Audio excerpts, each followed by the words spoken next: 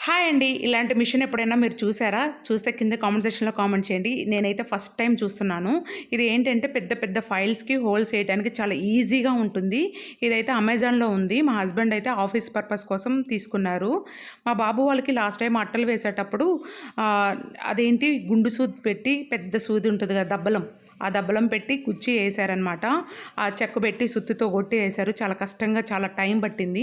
ఇప్పుడైతే ఇంకా మా పెద్ద బాబు సిక్స్త్ క్లాస్‌కెళ్ళేసరికి పెద్ద పెద్ద టెక్స్ట్ బుక్స్ కదా! వాటికి వేయలేక ఇది మిషన్ అయితే వితిన్ సెకండ్స్‌లో అయిపోయిందనమాట.